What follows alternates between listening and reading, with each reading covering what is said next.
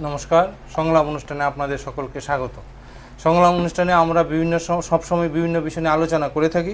আজকের বিষয় হচ্ছে সরকারি কর্মীদের কাজের মূল্যায়ন, নির্দেশিকা ও জনগণ। সম্প্রতি ত্রিপুরা সরকার একটি নোটিফিকেশন জারি করেছেন, যাতে বলা হচ্ছে যে পিরিয়ডিক্যাল রিভিশন হবে, সরকারি কর্মীদের কাজের মূল্যায়ন হবে। সেই মূল্যায়নের ক্ষেত্রে কি আমাদের জনগণের সুযোগ সুবিধা হতে পারে বা কী অসুবিধা হবে সেই নিয়ে আমরা আলোচনা করব। আমার ডান দিকে আছেন নিখিল দেবনাথ, বিশিষ্ট সমাজকর্মী। তার পাশে আছেন অবসরপ্রাপ্ত বাস্তুকার এবং এখন সমাজসেবার সঙ্গে যুক্ত বিশ্বজিৎ চক্রবর্তী। আপনাদের দুজনকেই স্বাগত। আমি প্রথমে যে বিষয়টা নিখিলবাবুর কাছে জানতে চাইব, সম্প্রতি যেই নোটিফিকেশনটা ত্রিপুরা সরকার জারি করেছে সেই বিষয়ে আপনি দু চার কথা বলুন। জানা গেল 50 বছর পূর্ণ হলে এখন থেকে সরকারি কর্মচারীদের কাজের মূল্যায়ন হবে এবং সেই মূল্যায়নের উপরেই নাকি চাকরির দৈর্ঘ্য নির্ভর করবে। সদিচ্ছা অভাব এর মধ্যে নেই। ভয়টা হচ্ছে রূপায়ণটা কীভাবে হবে। এটার অনেক দিক আছে। যেমন আমরা বিগত বছরগুলিতে দেখেছি সরকারি কর্মচারীদের উপরে কোনো নিয়ন্ত্রণই সরকারের ছিল না, এবং এই শর্তেই বিগত সরকারটা যেন ক্ষমতায় ছিল যে তোমরা তোমাদের মতো যা খুশি করো, আমাদের শুধু ক্ষমতায় বসিয়ে রেখো। এবার দেখছি মূল্যায়ন হবে। সেই মূল্যায়নটাও কি আরেক দিকে চাপে ফেলে তাদের আনুগত্য অর্জনের জন্য হবে, না সত্যিই কিছু হবে? কারণ আমাদের জীবনের অভিজ্ঞতায় আমরা দেখেছি, যেমন যেটা রবীন্দ্রনাথ ঠাকুর বলেছিলেন, মুকুট পরা শক্ত, মুকুট ত্যাগ করা আরও শক্ত। সরকারি চাকরি পাওয়া কঠিন, কিন্তু সরকারি চাকরি যাওয়া ততোধিক কঠিন। শঙ্করের খুব সম্ভবত এপার বাংলা ওপার বাংলাতে আমি পড়েছি, সেখানকার শিক্ষা ব্যবস্থা সম্পর্কে উনি লিখছেন, মার্কিন যুক্তরাষ্ট্রে প্রাথমিক শিক্ষা প্রায় একই রকম, ইউনিফর্ম যাকে বলে, এবং ইউনিভার্সাল তো বটেই, সর্বজনীন এবং একই রকম। প্রত্যেকটা শিক্ষক শিক্ষিকার 3 বছর পরে পরে মূল্যায়ন হয়, এবং সেই মূল্যায়নের উপরে যদি সন্তোষজনক মূল্যায়ন না হয় তাহলে তার চাকরি চলে যায়। এবং সেই চাকরি চলে যাওয়ার সপক্ষে কিন্তু সেখানকার ইউনিয়ন যথেষ্ট শক্তিশালী হওয়া সত্ত্বেও কোনো দিনই দাঁড়াবে না। অর্থাৎ শিক্ষার ক্ষেত্রে কোনো ধরনের এই যে কম্প্রোমাইজ, এই কম্প্রোমাইজের মধ্যে এমনকি ইউনিয়নও যায় না। কিন্তু আমাদের দেশে কি? আমাদের দেশে সবটাই হচ্ছে আনুগত্য। এটা নেতিবাচকভাবেই হোক আর ইতিবাচকভাবেই হোক। এরপর ইউনিয়ন বহু আন্দোলন করে সেটাকে 5 বছর করেছে, আর আমাদের এখানে শুরুই হলো 50 বছর থেকে মূল্যায়নটা। তাহলে আগে যদি সে অযোগ্যতা নিয়ে সেবা প্রদান আদৌ করে থাকে, তাহলে সেই অযোগ্যতার শাস্তি তার তো হবে না। কেন সেটা 3 বছর বা 5 বছর পরে পরে মূল্যায়ন হবে না? আর মূল্যায়ন হলে যদি আদৌ হয়ে থাকে, ভারতবর্ষে কি কোথাও দেখা যায় যেমন বলছেন স্বেচ্ছায় হয়তো বিহারে অনেকেই নেন, কিন্তু দোষের কারণে তাকে দোষারোপ করে চাকরি থেকে সরিয়ে দেওয়া গিয়েছে, সেই উদাহরণ ভারতে নেই বললেই চলে। ফিউ অ্যান্ড ফার বিটুইন, নেই বললেই চলে, অন্তত আসে না। আসা উচিত এই কারণে যে উদাহরণ যদি সামনে স্থাপন করা হতো, তাহলে অন্য যারা অযোগ্যতা সহ কাজ করছেন তারা হয়তো নিজেদের সংশোধন করার চেষ্টা করতেন। ফাঁকিবাজ যদি হন তাহলে সেটা সংশোধন করার চেষ্টা করতেন। দুর্নীতিগ্রস্ত যদি হন তাহলে অন্তত ভয়ে হলেও কিছুটা চেপে যাওয়ার চেষ্টা করতেন। আসলে আমাদের দেশে রাজনৈতিক নেতারা সদিচ্ছা নিয়ে কতটা করেন আর কতটা তাদের রাজনৈতিক তাৎক্ষণিক লাভালাভের চিন্তায় করেন, সে ব্যাপারে আমি অত্যন্ত সন্দিহান। আচ্ছা, আমি বিশ্বজিৎবাবুর কাছে যাব। আপনি নিশ্চয়ই এই নোটিফিকেশনটা দেখেছেন এবং কর্মজীবনের একটা অভিজ্ঞতা আপনার আছে। যে নোটিফিকেশনটা নতুন করে জারি হলো, একটা সময় এই একই জিনিস একই আইনের প্রভিশন ত্রিপুরা রাজ্যে কিন্তু চালু ছিল। বিগত যেই সরকারটাকে হারিয়ে এখন নতুন সরকার এসে সেই দল যখন ক্ষমতায় এসেছিল তারা এই এই এই বিষয়টাকে তারা তুলে দিয়েছিল, তুলে দিয়ে তারা যে যেরকম পারে সেরকম একটা ব্যবস্থা কায়েম করেছিল এবং নতুন সরকার এসে সেটাকে চালু করেছে। সেটাকে আপনি কি একটা সদর্থক পদক্ষেপ হিসেবে দেখবেন, না তার মধ্যে কোনো ছলচাতুরিতে দেখছেন? আসলে তো জিনিসটা যদি আমরা একটা অ্যাঙ্গেল থেকে দেখি, একটা নতুন গভর্নমেন্ট এসছে, সবার আমরা গভর্নমেন্টের কাছে আমাদের এক্সপেকটেশন থাকবে। কি এক্সপেকটেশন থাকবে? আমরা কোয়ালিটি ওয়ার্ক চাই, টাইম বাউন্ড ওয়ার্ক চাই, তারপর optimum utilisation of government resources চাই, করাপশান চাই না, এরকম সব কিছু, ভালো অ্যাডমিনিস্ট্রেশন চাই, মানে ভালোভাবে সব কিছু হোক, ভালো ওয়ার্ক কালচার চাই। এগুলো আমাদের সবার এক্সপেকটেশন আছে এবং ইলেক্টেড গভর্নমেন্ট এগুলো দিতে বেসিক্যালি কোয়াইট ন্যাচারালি পলিসি থেকে শুরু করে overall government is responsible for providing everything. এখন পয়েন্টটা হচ্ছে আমাদের দেশে পলিটিক্যাল যে সিস্টেম, আমাদের ইলেকশনগুলো কোনো সময় আমাদের এই ধরনের যে আউটপুট ওরিয়েন্টেড কি কাজ করলো, এডুকেশন বলুন, হেলথ বলুন, এই জায়গাগুলোতে হয় না।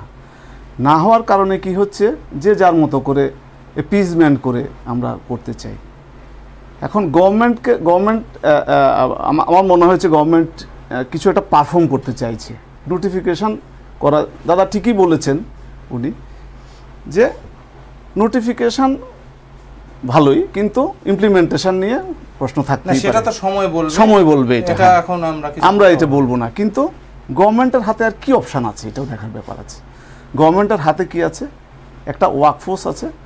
এই ওয়ার্কফোর্সটা নিয়ে আমরা যথাসম্ভব আমরা দেখেছি অলরেডি যে ওয়ার্ক কালচার নিয়ে আমাদের অনেক লেখা হয়েছে, খুব বাজে ওয়ার্ক কালচার চলছে, চোখে দেখার মতো ওয়ার্ক কালচার চলছে। আমার ব্যক্তিগত অভিজ্ঞতা দিয়ে দেখেছি আমরা যে একটা অফিসে কতজন লোক কাজ করছে। আমি নিজে দেখেছি, ইভেন আমাদের যে রেগার ওয়ার্ক যারা কাজ করছে, ছোট ছোট কাজ, অফিসের ওয়ার্ক যারা কাজ করছে, এগুলো লোকের কথা বলছেন, ডিআরডব্লিউ বেসিসে যারা কাজ, কন্ট্রাক্ট বেসিসে যারা কাজ করছে, খুব নমিনাল স্যালারিতে যারা কাজ করছে, আপনি বিশ্বাস করতে পারবেন না। আমি ওয়েস্টের ডিএম অফিসের কথাই বলছি, বা অন্য অফিসও খোঁজ দিয়ে দেখতে পারেন। খুব লো স্যালারিতে অনেক এমপ্লয়ি কাজ করছে এবং তারা অফিসটাকে ধরে রেখেছে। বাকি আমার ওয়ার্কফোর্সটা কী কাজ করছে তাহলে? ধরুন আমি ডিএম অফিসের কথাই বলি বা যে কোনো অফিসের কথাই বলি, আমরা টোটাল যত টাকা স্যালারি হিসাবে পে করছি, যত টাকা আমরা স্যালারি হিসাবে পে করছি, ওই স্যালারির 5% যাদের জন্য পে করছি, ওরা কিন্তু অফিসটাকে মূলত ধরে রাখছে। আপনি অফিসে গেলে বুঝতে পারবেন জিনিসটা। তাহলে বাকি যে 95% স্যালারি নিচ্ছে, ওদের আউটপুট কতটা আছে, এগুলো একটু দেখার দরকার হয়ে গেছে। কেননা আমি বলছি এই হিসাবে এই নোটিফিকেশন একটি সদর্থক পদক্ষেপ, অবশ্যই পদক্ষেপ, এটা অবশ্যই পদক্ষেপ। এখানে আরও কিছু ইস্যু আছে গভর্নমেন্টের কাছে। দেখুন, গভর্নমেন্ট পারফর্ম করতে হবে, গভর্নমেন্টের ওয়ার্কফোর্সের অবস্থা আমরা বুঝতে পারছি। এটা গভর্নমেন্টের ওয়ার্কফোর্স কী আছে, এক্সপেকটেশন আছে সবার কাছে। অন্যদিকে কি আছে, আমাদের 7 লক্ষর মতো বেকার রয়ে গেছে যারা কাজ পাচ্ছে না। আর যাদের স্কোপ পাচ্ছে ওরা কাজ করতে চাইছে না। কিছু লোকের পলিটিক্যাল থাকতে পারে। আমাদের এখানে অনেক বছর ধরে বামফ্রন্ট ছিল, 25 ইয়ার্স। এটা নিয়েও গভর্নমেন্ট নিশ্চয়ই ওনাদের একটা অ্যাসেসমেন্ট নিতেই পারেন এটার, যে কাজ কতটা করছে, লয়ালি কতটা কি করছে। তো আলটিমেটলি কি দাঁড়াচ্ছে এই জায়গাটা থেকে? আমাদের এডুকেশন মিনিস্টার স্কুলে ভিজিট করেছেন, স্কুলের রেজাল্ট, মাধ্যমিকের রেজাল্ট থেকে শুরু করে আমরা অনেকগুলো ডিসকাশন হয়ে গেছে এখানে। কোথায় গিয়ে দাঁড়াচ্ছে এটা? তাহলে কোথায় অ্যাকশনটা কোথায় হবে? তাহলে কোথাও না কোথাও হতে হবে অ্যাকশনটা। সেই দৃষ্টিতে দেখতে গেলে এটা অবশ্যই একটা পজিটিভ পদক্ষেপ, আমি বলবো অবশ্যই একটা পজিটিভ পদক্ষেপ এটা। এটা নিয়ে হয়তো একটা শ্রেণীর অনেকেরই মনে হতে পারে যে আরে আমরা, এটা দাদা ঠিকই বলেছেন যে প্রথম থেকেই শুরু করা। এটা আমি 2-3 দিন আগে একটা সার্কুলার বেরিয়েছে আরেকটা, এটা additional secretary to the government of India, government of Tripura থেকে বের করেছে। এটা টার্গেট অ্যাচিভমেন্ট সব বছরে 2 বার করা হবে। এটার জাস্ট 2 দিন আগে বেরিয়েছে। এটা টার্গেট অ্যাচিভমেন্ট করা হবে, সবাইকে বলা হচ্ছে কি কি টার্গেট দেবে এটা আগে ডিসাইড করে নিতে। উইদিন 15 জুলাই টার্গেটটা দিতে হবে সবাইকে, রিপোর্টিং অফিসারকে দিতে হবে, রিভিউইং অফিসারকেও ইনফর্ম করতে হবে। ওইটার বেসিসে twice in a year evaluation হবে এটার। This is for all general, all অফিসার্সের সাথে সাথে স্বাভাবিকভাবেই উঠে আসবে। এগুলো তো ইভ্যালুয়েশন তো অফিসার্স লেভেলেই হয়ে থাকে এটা। তো এটাতে আশা করি এটাতে হয়তো এখানে 50-র কোনো মেনশন নেই, হয়তো সব লেভেলের অফিসাররাই, কারণ এটা ঠিকই যে 50-র উপরে যারা ওনাদের দায়িত্বটা একটু বেশি পড়ে, কারণ একজন কর্মচারী যখন 50-র উপরে হয়ে যায় তখন একজন কর্মচারী যত টাকা স্যালারি করা যায় এটা দিয়ে সে একজন কর্মচারী এগেনস্ট আমরা 3 জন আমরা আনএমপ্লয়েডকে আমরা এনগেজ করতে পারি, কিন্তু এরকম চিন্তা করা যেতে পারে। আমি পারফর্মিং কথা বলি, এটা কিন্তু আমরা সবাইকে এটা একটা জিনিস হচ্ছে কি পারফর্মিং অফিসার কিন্তু আছে কিন্তু গভর্নমেন্ট, আমি তাদেরকে বলছি না, অনুগ্রহ করে আপনারা এটাকে খারাপ পাবেন না, পারফর্মিং একটা সেকশন রয়ে গেছে, কিন্তু ওভারঅল যে পিকচারটা বেরিয়ে আসছে এটা আমরা এটা ডিসকাশনটা মূলত নন পারফর্মিং যারা আছে ওদেরকেই সেটা তো বটে। যেমন আমি একটু আপনাকে মাঝখানে একটু কথা বলি, আমি স্কুলের নামটা নাই নিলাম এই সম্মানার্থে। আজকে একটা স্কুলের স্টুডেন্টকে ক্যামেরার সামনে বলছে যে মিড ডে মিলে যদি খাবারের সময় ডিমটা একটু পচা পড়ে, স্যার ডিমটা পচা পড়েছে, বলে না এটাই খেতে হবে। একটা টিচার কত নিকৃষ্ট মানের হলে এই পচা ডিমটা খাওয়ার কথা বলতে পারে, সেটা ভেবে আমি খুব মানে মানুষ হিসেবে আমি লজ্জা পাচ্ছি। ওনারও সন্তান সন্ততি আছে, আমি একটু বলিনি সন্তান সন্ততি, এই টিচার কি মানুষ করবে? কত নিকৃষ্ট মানের মানুষ হলে এটা বলতে পারে যে পচা ডিমটাই তোমাকে খেতে হবে, আর ডিম দেওয়া হবে না। একটা স্কুলে গেছেন মাননীয় শিক্ষামন্ত্রী, গিয়ে দেখেন 3 জন স্টুডেন্ট প্রেজেন্ট, কিন্তু রেজিস্টারে 12 না 13 জন স্টুডেন্টকে প্রেজেন্ট দেখানো হচ্ছে। আমরা ওদেরকে টিচার বলে সম্মান করতে হচ্ছে। আজকে মাননীয় অর্থমন্ত্রী স্কুলে স্কুলে যাচ্ছেন বলে আমরা সেগুলি জানতে পারছি, না হলে জানার স্কোপটাও আমাদেরকে বন্ধ করা হয়েছিল। জানার স্কোপটাও কিন্তু ছিল না। এখন জানা যাচ্ছে না ত্রিপুরায় যে এমন স্কুলও আছে যেখানে গাছতলায় ক্লাস হয়, না হলে একটা উন্নয়ন উন্নয়ন উন্নয়ন এই শব্দের নিচে সব কিছু চাপা পড়ে যাচ্ছিল। তো ফলে কি হচ্ছে যে এই জিনিসগুলি কিন্তু আমাদের দেখতে হবে অবশ্যই। সেই ব্যাপারটা লজ্জা পাওয়ার কিছু নেই, এটা ঘটনা না, ঘটনা তো বটেই। ঘটনা তো বেসিক্যালি হচ্ছে কি এটাই রিফ্লেক্ট করে আমাদের যদি দেখুন নিজের যদি বোধ না হয় তাহলে গভর্নমেন্টকে অ্যাকচুয়ালি কি গভর্নমেন্টের এই যে স্যালারি পারপাসে গভর্নমেন্টের এতগুলো টাকা খরচ হচ্ছে, এই টাকার উপরে কিন্তু আনএমপ্লয়েডদেরও অধিকার আছে, কিন্তু এটা এই জায়গাটাতে অধিকার রয়ে গেছে। সুতরাং আমি একটা জব পেয়ে গেছি, আমি পার্মানেন্ট হয়ে গেছে, আমি কাজ করব না, মানে এবার এটা তো হতেই পারে না, এটা হতেই পারে না। আর এটা বেসিক্যালি হচ্ছে কি মূল্যবোধটা এমন জায়গায় গিয়ে চলে যাচ্ছে এখানে দিন দিন। আমি তবু আমি চাইবো টিচার যারা আছেন সবাই রেসপেক্টেবলই থাকুন, কারণ টিচাররা সমাজের রেসপেক্টেবল যত থাকবে তত সমাজ এগিয়ে যাবে। কিন্তু সেই সঙ্গে আমি বলবো সবাই এটা বোঝার দরকার আছে এই জায়গাটা, যে জায়গাটা হচ্ছে কি সবাইকে স্কোপ আমাদের এডুকেশন মিনিস্টার বলছেন দেবেন, বা আদার কর্মচারীদেরও এটা একটা খুব ভালো স্কোপ, এটা যে আমরা নিজেদেরকে শুধরে নিই। এটা আমাদের একটা দায়িত্বর ভেতরে পড়ে যে আমরা এতগুলো টাকা নিচ্ছি, এটার এগেনস্টে আমাদের কিছু করার দরকার আছে এই জায়গাটাতে। মূল্যবোধ এই জায়গাতে যদি কাজ না করে তাহলে স্বাভাবিকভাবেই গভর্নমেন্ট যদি অ্যাকশন নেয়, government is responsible for that. তা আমরাই বলছি কিন্তু গভর্নমেন্টকে, যেমন আমাদের ওই ইয়েতে কৈলাস শহরে ফ্লাড রিলিফ নিয়ে কত রকমের প্রবলেম, আমরা কথাগুলো বলতে হচ্ছে আমাদের সবাইকেই, কিন্তু জিনিসগুলো যে এগুলো কাজ করছে না, এটা তো কাজ করছে না যদি অ্যাকশানই না থাকে। একটা কথাই আছে সাম দাম দণ্ড ভেদা দণ্ড, এরা একদম বৈদিক যুগ থেকে এরকম সিস্টেম চলে আসে, সমাজ পরিচালনা থেকে শুরু করে দপ্তর পরিচালনার ক্ষেত্রে এগুলো উঠে আসবে স্বাভাবিকভাবে। তো এই জায়গাটাতে তো শুধু সব কিছু যদি অ্যাকসেপ্ট করিনি তাহলে তো আর আমাদের হচ্ছে না এই জায়গাটাতে না। আর প্র্যাকটিক্যালি এটার ডিটেরিয়েশন তো দেখার দরকার নাই। এটা আমাদের পূর্ত দপ্তরেই বলুন বা আমাদের অন্য দপ্তরগুলোতেই বলুন। আজকে আমাদের দেখুন স্বাস্থ্য দপ্তর, মানে আমি তো মানে ইয়েতে গেলাম আপনার এই গ্যাংটকের যে আমি স্বাস্থ্য পরিবেশেও দেখলাম, খুব সুন্দর স্বাস্থ্য পরিষেবা ওদের। আমি মানে প্রসঙ্গক্রমে আমার যেতে হয়েছিল, তো ওরা বলছে যে না গভর্নমেন্ট, আমরা তো চিন্তাই করতে পারি না এখানে গভর্নমেন্ট হসপিটালে যাব। ওইখানে গেলাম, কি সুন্দর স্বাস্থ্য পরিষেবা ওরা দিল, মানে একটা আমাদের আইএলএস অনেক এর থেকেও ভালো সুন্দর স্বাস্থ্য, ফটাফট সব কাজ করছে। এই পরিষেবা দেওয়ার মানসিকতা তৈরি করার দরকার এসে গেছে এখন, এবং সরকার যেহেতু অ্যাকশান নিতে চাইছেন আমি তো বলবো সবারই এটাকে বোঝা উচিত যে government is serious to act. এখন গভর্নমেন্টের তরফ থেকে যেটা বললাম ইমপ্লিমেন্টেশনের কিছু প্রিকশনস নেওয়ার দরকার আছে, যাতে পলিটিক্যাল ভ্যান্ডেক্টা হিসাবে এটাকে দেখা না হয়, এরকমভাবে কিছু অ্যাকশন নেওয়া ডেফিনেটলি একটা দরকার আছে। আমাদের যে কোনো একটা বিল্ডিংই বলুন না যেটাই করুন, প্ল্যানিং যদি না থাকে ঠিকমতো প্রপার, এটা নিয়ে কোশ্চেন উঠতে পারে। তো গভর্নমেন্টকে আমি বলবো এটা যেহেতু একদম শুরুতে আছে, প্রপার প্ল্যানিং করে এই জায়গাটাতে এগিয়ে যাওয়া দরকার আছে, এবং উইদাউট এনি বায়াসনেস একদম পরিষ্কার যারা কাজ করছে না ওদেরকে ডেফিনেটলি ওদেরকে সামান্যভাবে অ্যাকশান নেওয়ার দরকার এসে গেছে। আর একদিকে আমাদের লক্ষ্য রাখতে হবে, এটা আমাদের কিন্তু একটা বিরাট সংখ্যক বেকার রয়ে গেছে যারা কিন্তু চাকরি প্রত্যাশী, কিন্তু ওরাও কিন্তু গভর্নমেন্টের এই যে আমরা public sector expenditure in the form of salary যেটা আমরা দিচ্ছি, এই স্যালারিতে ওদেরও কিন্তু পাওয়ার, ওরা কিন্তু অধিকার আছে। সে বিষয়ে আসছি। আমার কাছে আমি একটু বলি নিখিল, একটা শব্দ বারবারই আসে যে ত্রিপুরা রাজ্যে 7 লক্ষ বেকার।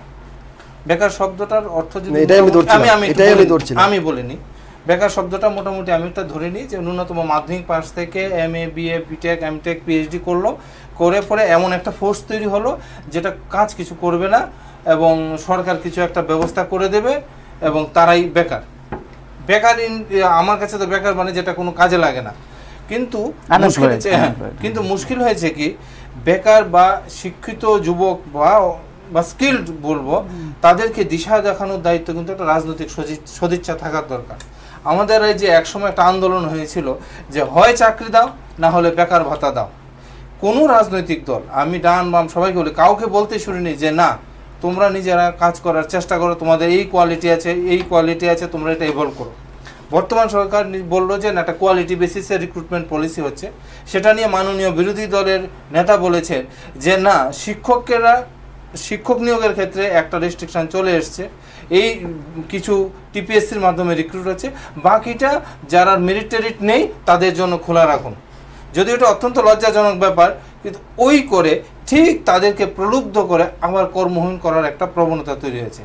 আর মানুষের ক্ষেত্রেও দেখলাম যারা শিক্ষিত, যারা সরকারি চাকরি পায়নি, যদি প্রাইভেটও কিছু করে তারা নিজেদেরকে বেকার ভাবে।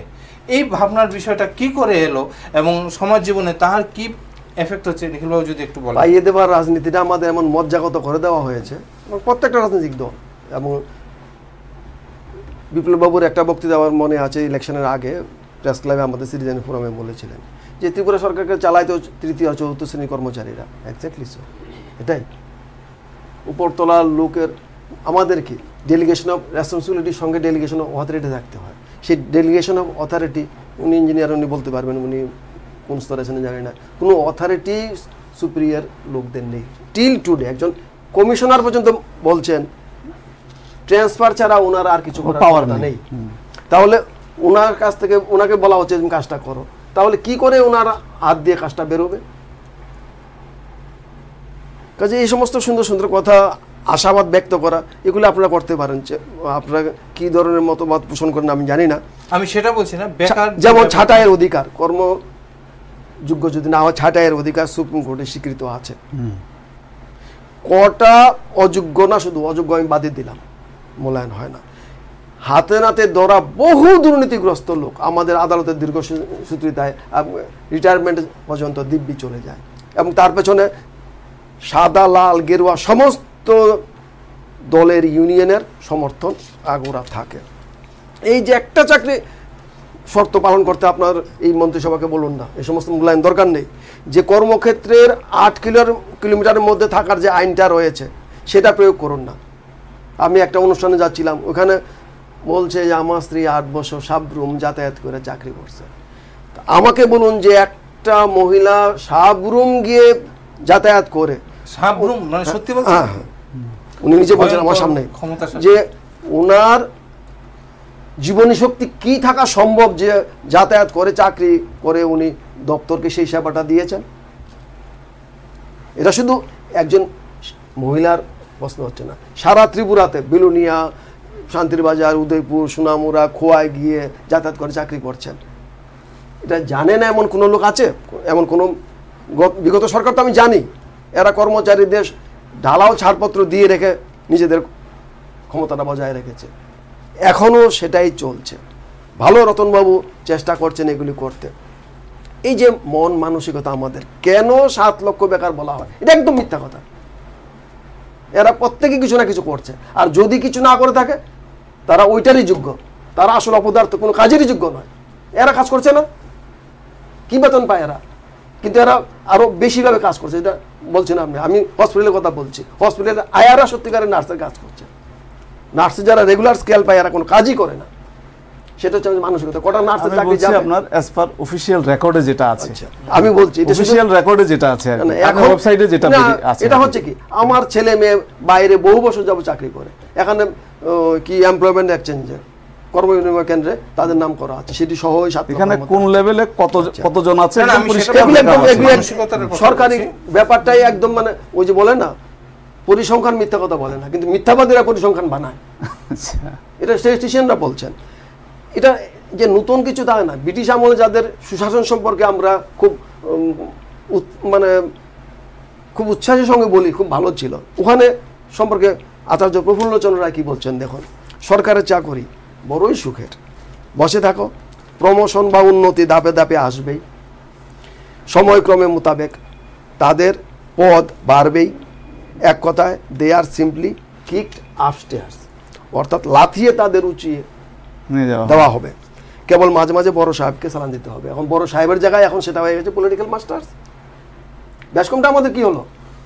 আর আমাদের শিক্ষা, আমি বলি শিক্ষা ক্ষেত্রে 98% অশিক্ষিত, তারা শিক্ষক হওয়ার যোগ্যতাই রাখেন না। বাঙালি চাকরির আশায় বিদ্যা শিক্ষা করে, জ্ঞান অর্জনের জন্য নয়। আর জ্ঞান অর্জন যে না করে, এটা প্রফুল্লচন্দ্র রায় বলছেন, আমি বলছি না, উনি প্রেসিডেন্সির অধ্যাপক ছিলেন এবং বিশ্ববিখ্যাত শাসন শাস্ত্রের অধ্যাপক ছিলেন। জ্ঞান অর্জনের জন্য নয়। আর এরই ফলে বিদ্যার জন্য হয় না, অর্থ উপার্জন, এই উভয় উদ্দেশ্যই অসম্পূর্ণ থেকে যায়। অর্থাৎ তাদের অর্থ উপার্জনের যোগ্যতাও জন্মে না, জ্ঞান অর্জনও এদের হয় না। আর এরাই ওই ফটোস্টার কবি থেকে আবার ফটোস্টার হচ্ছে, ম্লান হয়ে আসছে ছাপাটা। তো অশিক্ষিতরা তো অশিক্ষিতই বেরোবে। আবার এদের এই নাম্বার যদি আপনি 100% আগামী দিনে আমি অবাক হব না যদি 100-র মধ্যে 110 পায়, কারণ গড়ে গ্রেস দিয়ে দেবে, 30 গ্রেস দিয়ে দিলাম, সে 80 পেল তো নাম্বার হয়ে যাবে 110। কারণ 100% দিলেও তো এখন বিভিন্ন ভালো কলেজে ভর্তি হতে পারছে না। তো নাম্বার দিয়ে কিছুই প্রমাণ হয় না। এখন আমাদের দেশটাকে চালায় জাস্ট নট পলিটিক্যাল মাস্টার্স, চালায় ক্যাডার সার্ভিসের লোকগুলি। এটা আপনারা বলতে পারবেন, আইএস, আইপিএস, আইআরএস, এই সমস্ত লোকগুলি চালায়। এটা ব্রিটিশ এর উত্তরাধিকার আমরা পেয়েছি। কারেক্ট। অবাক হওয়ার ব্যাপার, ব্রিটেনে 30-40 বছর আগে থেকে সেই ক্যাডার সার্ভিস তুলে দিয়েছে, আর আমরা 2.5 লাখ লোকগুলিকে পুষছি এবং দিন দিন বাড়াচ্ছি। কেন? এই যে বেতন কমিশন, 7ম কমিশন চলছে এখন, 5th কমিশন কি বলছে? যে সরকারি চাকুরির সংখ্যা কমাও এবং স্থায়ী চাকুরি না দিয়ে কন্ট্রাক্ট বেসিসে দাও, চুক্তিভিত্তিক দাও, তাহলে কাজ হবে। ইংল্যান্ডের মতো দেশে তো উন্নত শাসন চলছে, তারা কন্ট্রাক্ট বেসিসে চাকরি দিচ্ছে। তারা চলতে পারলে আমি কেন সারা জীবন, আমার অবর্তমানে আমি সারা জীবন পেয়ে যাব, আমার অবর্তমানে আমার স্ত্রীও পাবে, আবার স্বামী স্ত্রী 2জন চাকরি করলে কেউ মারা গেলে একজন 2টা পেনশন পাবে। এর মধ্যে অযৌক্তিক আমরা দেখি না। ঘটনাটা কি? You must pay value for money. আপনি যে টাকাটা নিচ্ছেন সেই টাকার বিনিময়ে আপনি কি দিচ্ছেন দেশকে, রাষ্ট্রকে? একজন শিক্ষক যে কিছুই দিচ্ছেন না, এই যে সে তো শিক্ষার অযোগ্য বটেই, সে নিজেকে মানুষ বলে দাবি করার অযোগ্য। যদি ডিম আমি আরো বলি, স্কুলে ছেলে মেয়েদের জল খেতে দেওয়া হয় না, বারবার যদি টয়লেটে ইউরিনেলে যেতে হয়, বাচ্চাদের ক্ষেত্রে ব্যবহার করা হচ্ছে। এই জন্য গার্জিয়ানরা দায়ী। পৃথিবীর শ্রেষ্ঠ শিক্ষা ব্যবস্থা ফিনল্যান্ডে, সেখানে 6 বছরের আগে স্কুলে ঢুকতেই দেওয়া হয় না, ব্যবস্থাই নেই। এবং রবীন্দ্রনাথ ঠাকুর সেটা সমর্থক ছিলেন। আমরা রবীন্দ্রনাথের পূজা করি, কিন্তু রবীন্দ্রনাথের শিক্ষা তো আমরা গ্রহণ করি না, ফলো করি না। আজকে 2.5-3 বছর হলে বাচ্চাটাকে ধাক্কা দিতে দিতে মা নিয়ে কাঁদতে কাঁদতে চলছে। তো আমরা উন্নত শিক্ষা দেব, এটা কেন সরকার বলে না যে 6 বছরের আগে স্কুলে ঢুকতে পারবে না তুমি?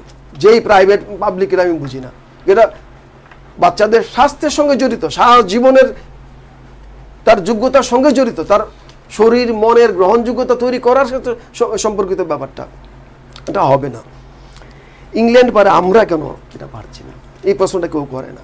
এই প্রশ্নটা কেউ করে না যে এখন অবশ্যই প্রশ্ন হচ্ছে। আমি কালকে একটা পড়ছিলাম অভিজিৎ বিনায়ক বন্দ্যোপাধ্যায় আর সাথী ভট্টাচার্যের একটা যৌথ প্রবন্ধ সংকলনে। ওখানে বলছেন শাশ্বতী দাশগুপ্তের কথাটা আমি প্রায়ই বলি, শাশ্বতী ঘোষ প্রায়ই বলি, কেন এই বেতন বৃদ্ধির বিরুদ্ধে কথা বলছে, এমনকি বামপন্থীরাও বলে না। এই যে পরগাছা বৃত্তিদের উৎসাহিত করা হচ্ছে, যেটা উনি বলছেন যে যেখানে আপনি ব্যক্তিগতভাবে ধরুন, আপনি বেতন বৃদ্ধির দাবির পক্ষে বলছেন, আপনি কি সঙ্গে সঙ্গে আপনার বাড়ির ড্রাইভার বা বাড়ির চাকর তার বেতন বাড়াতে রাজি আছেন? বাড়ান, সেই সুরক্ষা কি আপনাদের দিতে রাজি আছেন? আর যেটা আপনি দিতে রাজি নন সেটা আপনি দাবি করেন কি করে আপনার পক্ষে? অথচ আমাদের ক্ষেত্রে প্রত্যেকটা কমিশন বাড়িয়ে দিচ্ছে, কারণ যারা কমিশন সভাপতিত্ব করে এরা তো এই কর্মচারী সরকারি অফিসার, অর্থাৎ এরা আইনিভাবে সরকারি অর্থ, আমাদের ট্যাক্স থেকে আইনিভাবে সরকারি অর্থ লুণ্ঠন করছে। সেই লুণ্ঠনের পরিণতি আমরা কোমর বেঁকিয়ে যাচ্ছে। আর সরকারি চাকরির মাধ্যমেই যদি বেকার সমস্যার সমাধান করতে হয়, এর চেয়ে দুর্ভাগ্যজনক আর কিছু হবে না। এই কারণে আমি বলছি, আপনারা অবাক হয়ে যাবেন যে চীন কর্মচারী সংখ্যা জনসংখ্যা রেশিওটা দেখলে, ইউরোপের কর্মচারীদের সংখ্যা রেশিও দেখলে আমি অবাক হয়ে যাবেন। ত্রিপুরাতে বোধহয় সারা পৃথিবীর মধ্যে দ্বিতীয় স্থানে আছে জনগণের রেশিওতে কর্মচারীর সংখ্যা। ভারতবর্ষে সবচেয়ে বেশি, ভারতবর্ষে সবচেয়ে বেশি তো বটেই। সেক্ষেত্রে আমি ব্যক্তিগত অভিজ্ঞতা একটা কথা বলি। আমি একটা প্রতিষ্ঠানে আমাকে ইনভাইট করা হলো যে আপনি ওই ব্যবসাটা ওদের চালু করে দিন। বললাম ঠিক আছে, আমি করে দেব। তো দেখলাম এরা টার্নওভার করে 40 লক্ষের নিচে। বললাম আপনাদের কর্মচারীর সংখ্যা কত? 40 জনের উপরে। আমি এর চেয়ে অনেক বেশি টার্নওভার আমি একা করি, এর চেয়ে বেশি অনেক টার্নওভার আমি একা করি। তাহলে এই 40 জনের আউটপুটটা কি? এই ব্যবসাটা আদৌ রাষ্ট্র করতে, the primary duty of the government is to govern, not to do business. আর আমাদের দেশে সব কিছু করে সরকার, বাট গভর্নেন্স ছাড়া, শাসন ছাড়া বাকি সবই করে। তো সরকারি প্রশাসন যন্ত্রটা চালাবার দায়িত্ব এদেরই, কিন্তু এদের সেই সদিচ্ছা আছে সেই বিশ্বাস করার মতো এখনো আমি কোনো কারণ খুঁজে পাচ্ছি না।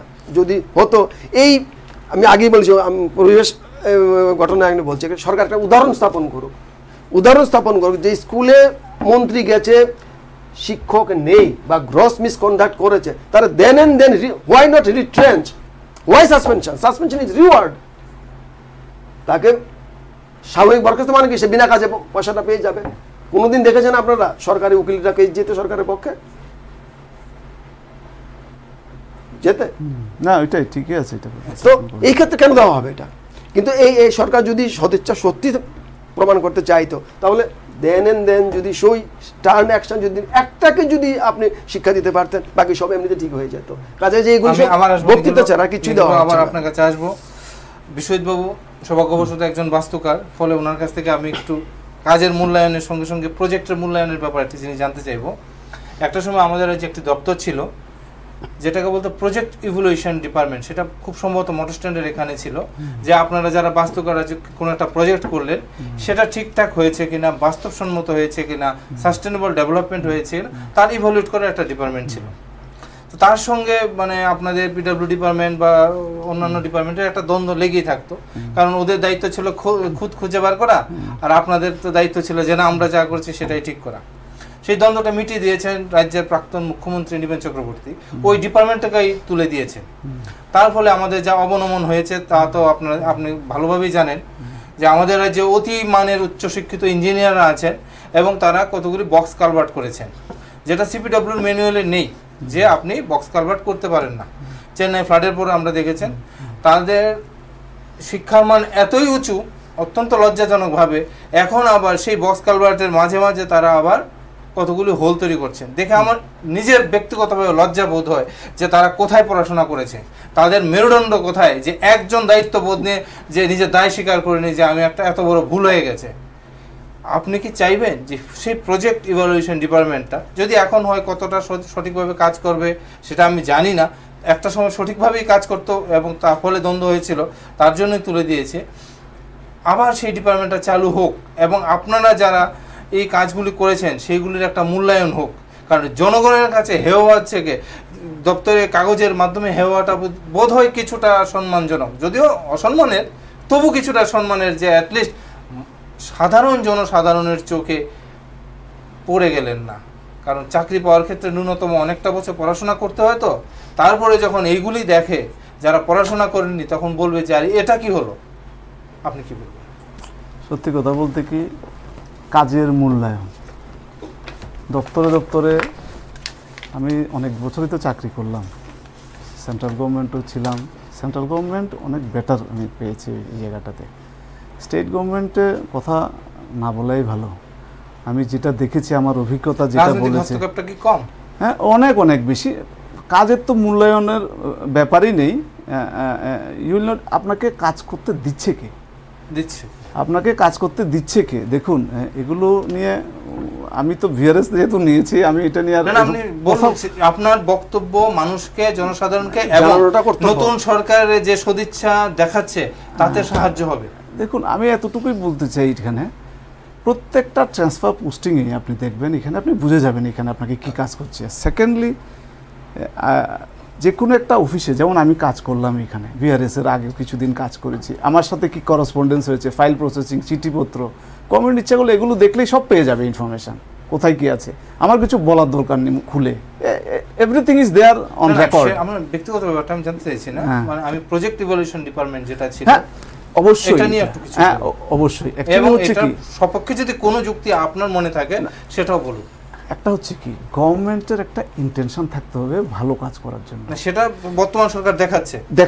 এখন গভর্নমেন্টের এরকম ভাবে উইংগুলো তৈরি করতে হবে, যেই নামেই হোক একটা ইভ্যালুয়েশন ডিপার্টমেন্ট তৈরি করতে হবে, একটা ভিজিলেন্স দপ্তর যেটা আছে এটাকে ফাংশনাল করতে হবে এগুলোকে।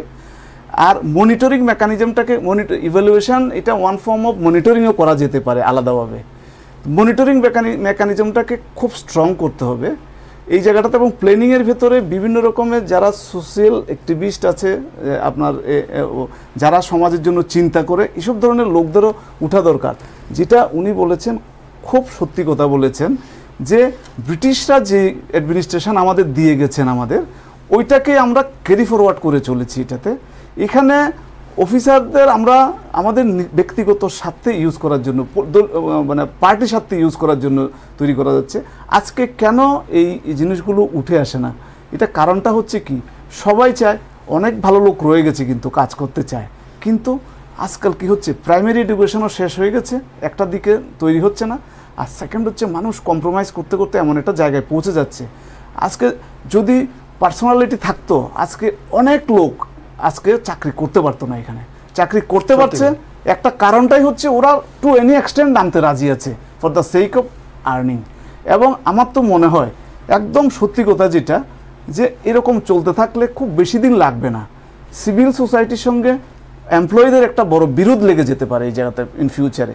কেননা সবাই এই গভর্নমেন্টের বসে বসে একটা টাকা পাওয়ার একটা সেকশন অফ গভর্নমেন্ট এমপ্লয়ি, আমি সবাই কথা বলছি না, অনুগ্রহ করে যারা কাজ করছেন আছে, কিন্তু section is very small section, আমি বলছি এটা। বাকি যারা মানে কাজ করছেন না ওইটা, বা খুবই নমিনাল কাজ করছেন, ওনাদের একটা বোঝার দরকার আছে, এই জিনিসটা রিয়েলাইজেশনের দরকার আছে। আর রিয়েলাইজেশন না করলে গভর্নমেন্ট ওদেরকে বোঝানোর দরকার আছে। এই ধরনের সার্কুলার দিয়ে ইমপ্লিমেন্টেশনের কেসটাতে হচ্ছে গভর্নমেন্টের কাছে রিয়েল টেস্টিং। আপনি যেটা বললেন, এখানে টার্গেট অ্যাচিভমেন্ট আসছে, এখানে এই টার্গেটের সাথে ইভ্যালুয়েশন করার দরকার আছে। এই যে আপনি বললেন বক্সেল কালভার্ট কি এখানে কে ডিসিশনটা নিল বক্সেল কালভার্ট করার? এগুলো টেকনিক্যাল ডিসিশনগুলো কারা নিচ্ছে? এগুলো আজকে হচ্ছে কি, ইচ্ছে করলে সবই করা যায়, একটু ক্যাপাবিলিটির দরকার আছে। একটা অফিসে কি চলছে উপর থেকে নিচতে, কোন অফিসে কি, আমি যখন সেন্ট্রাল গভর্নমেন্টে ছিলাম খুব সুন্দর একটা প্রসেস আমি দেখেছি এখানে। প্রত্যেকটা একদম উপরে আমাদের ইয়ে থেকে ডিরেক্টর জেনারেল থেকে শুরু করে একদম চিফ ইঞ্জিনিয়ার থেকে শুরু করে, আমি এক্সিকিউটিভ ইঞ্জিনিয়ার হিসেবে ছিলাম, এই লেভেল অবধি এবং আরও নিচে জুনিয়র ইঞ্জিনিয়ার লেভেল অবধি সবাই সপ্তাহে কি কাজ করছে স্যাম্পল নিল, একবার দুবার তিনবার নিল, ও লিখতে হবে কতটা ফাইল রেফারেন্স দিতে হবে, কোথায় কি কাজ করছে। এগুলোর মাধ্যমে কিন্তু গভর্নমেন্ট কিন্তু আইডেন্টিফাই করতে পারে যে কোথায় কি কাজ হচ্ছে, কোথায় কি কাজ হচ্ছে না, সেভাবে অ্যাকশান নেওয়ার দরকার আছে। আর টেকনিক্যালি যারা কম্প্রোমাইজ করে নিচ্ছে, যেমন ধরুন আমার মতো লোকের গভর্নমেন্ট সার্ভিস করা মুশকিল হয়ে যাচ্ছে, কেন গভর্নমেন্টকে? কারণ আমি একটা বললেই আমি এটাকে অ্যাকসেপ্ট করবো না, যদি আমার প্রিন্সিপাল না অ্যালাউ করে। এমন আরও আছে, এমন নেই যে তা না, অনেকে অ্যাভয়েড করে দূরে সরে ব্যাক বেঞ্চে চলে যাচ্ছে, কিন্তু দেখা যাচ্ছে আমি পয়সাটা নিয়ে নিচ্ছি এই মান্থলি স্যালারি। তো এই জায়গাগুলোতে আমি বলবো গভর্নমেন্টের পরিস্থিতি দেয়, আপনি সেটা বলতে চাইছেন? ওভারঅল রাজনৈতিক সদিচ্ছা ছিল না, এটা তো এবং সেটার দীর্ঘমেয়াদী ফসল হিসেবে দেখুন, যারা কাজ করতে চায় তাদের কর্মসংস্কৃতি নিয়ে তো আমাদের মোটামুটি অলরেডি এস্টাবলিশড, এটা যে কর্মসংস্কৃতি কোন পর্যায়ে আছে। এখন কর্মসংস্কৃতির জন্য সোজা কথা হচ্ছে political party is the ultimately ওনাদেরই রেসপন্সিবিলিটি নিতে হবে। এবং এই ইভ্যালুয়েশনের ব্যাপারটা এখন যে জিনিসটা আছে, ওদেরকে আমি একটা জিনিস, ওরা অন্তত একটা কিছু ইন্টেনশন দেখাচ্ছে যে we want to revive the, এটা কিন্তু এই যে আপনি ধরুন কিছু কিছু আমি যেটা শুনতে পাচ্ছি যে এই যে স্কুলে স্কুলে ভিজিটের পরে অ্যালার্ট হয়ে যাচ্ছে, এই অ্যালার্টনেসটা হয়তো এই সার্কুলারের এগেইনস্টও অনেকে কিন্তু অ্যালার্ট হয়ে যাবে, এটাও কিন্তু আমি বলবো একটা সদিচ্ছা। কিন্তু তারপরে আমি গভর্নমেন্টকে একটু বলবো যে they must take care about the, এত সুন্দর একটা ওরা অ্যাপ্রোচটা দেখাচ্ছে, এই অ্যাপ্রোচটা যাতে খুব সুন্দর প্ল্যানিং করে হয়, খুব সুন্দর মোটিভেটেড ম্যান পাওয়ার দিয়ে হয়, খুব সুন্দরভাবে যাতে এটার ইমপ্লিমেন্টেশন হয়। এইটা কারণ এটাতে যাতে এরকমভাবে যে কেউ বুঝতে পারে যে গভর্নমেন্টের ইন্টেনশন খুব ভালো। আর আজকাল ফিউচার জেনারেশন, আমি শিক্ষিত যারা আছে সবাইকে এটা আস্তে আস্তে পারফরমেন্স ওরিয়েন্টেড গভর্নমেন্ট মানে ইয়ে করা দরকার। এবং সেই সাথে আমি বলবো মিডিয়ারও এখানে একটা রোল আছে, মিডিয়াও এগুলোকে হাইলাইট করে দেওয়া উচিত, যেখানে যেখানে খারাপ হচ্ছে বা যেখানে ভালো হচ্ছে এগুলোকে রিওয়ার্ড পানিশমেন্ট এটার মাধ্যমে উঠে আসা উচিত। আচ্ছা, অনেক আধিকারিকদের নিয়ে অনেক কথা হলো, শিক্ষক শিক্ষিকাদের নিয়ে কথা হলো, এবার রাজনৈতিক সদিচ্ছার প্রশ্নে আসি। এগুলো আপনার 2 মিনিটে বলতে হবে, কারণ আমার সময় আমাদের খুব কম। আপনি বিষয়টা জানেন যে 7/5/2018-তে সদর মহকুমা শাসক আগরতলা পুর কর্পোরেশনকে একটা চিঠি দিয়ে লিখেছেন, চিঠির বিষয়টা আপনি জানেন, লিখেছে the matter is treated as most urgent. I just want to go through this quotation যে the matter is treated as most urgent. এটার কি মানে? ওই চিঠিতে যা বলা হয়েছে পুর নিগম তার কিছুই করেনি। আজকে হচ্ছে 12 তারিখ, 12/7/2018। তাহলে এটাকে সম্ভবগতি বলবেন, বা এই যে কাজের মূল্যায়ন আপনি কিভাবে দেখবেন? দেখুন, বিষয়টা আপনি জানেন বলে আর আপনাকে বিস্তারিত বললাম না, আর আপনার কাছেও 1 মিনিটে যাব শুধু এই কথাটার কি মানে।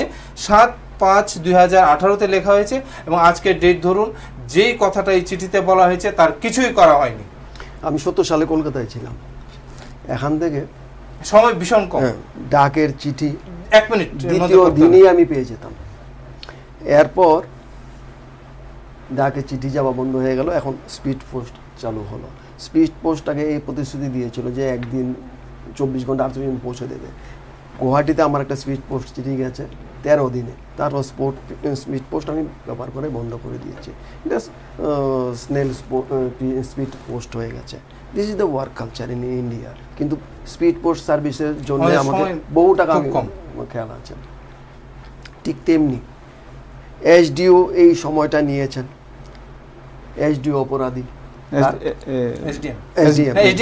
চিঠি লিখেছেন, তাও অনেক পরে চিঠি দেওয়ার পরে আমরা দুজন গিয়েছি, যাওয়ার পরে উনি দেখলেন যে একটু অসুবিধা হবে, তারপর দায়িত্ব এড়িয়ে নিয়েছেন। এটা এসডিএম এর দায়িত্ব ছিল, এটা উনি কেন পৌরসভাকে দিয়েছেন এই প্রশ্নটা উনাকে কে করবে? মানলাম আমি পৌরসভা দায়িত্ব পালন করেনি, সেটা তো আলাদা ক্ষেত্র, দুজনেই সমান অপরাধী, দুজনকেই কেন শাস্তিযোগ্য অপরাধের আওতায় আনা হবে না মূল্যায়নের ক্ষেত্রে? আপনি বলুন যে আপনার কাছে যদি চাকরি জীবনে এরকম চিঠি আসতো তাহলে এটাকে কিভাবে দেখতেন? ফেলে রাখতেন? না, প্রশ্নই ওঠে না। না, এখানে লেখা আছে কিন্তু matter is treated as most urgent, সেটা কিন্তু কিছু হয়নি। এটা হচ্ছে আমাদের কর্মসংস্কৃতি বা আমাদের মানসিকতা। এখানেই হচ্ছে কি, যে কোনো একটা গভর্নমেন্টের পলিসি আর একটা মনিটরিং মেকানিজম ভেরি ভাইটাল।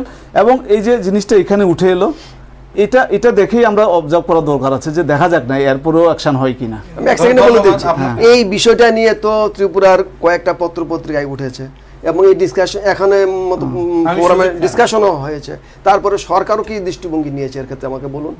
তো আমাদের অফিস তো নেইনি, সরকার কি নিল? ধন্যবাদ আপনাদের দুজনকেই। নতুন সরকারে কর্মসংস্কৃতি ফেরানোর জন্য যথেষ্ট সদিচ্ছা দেখা যাচ্ছে।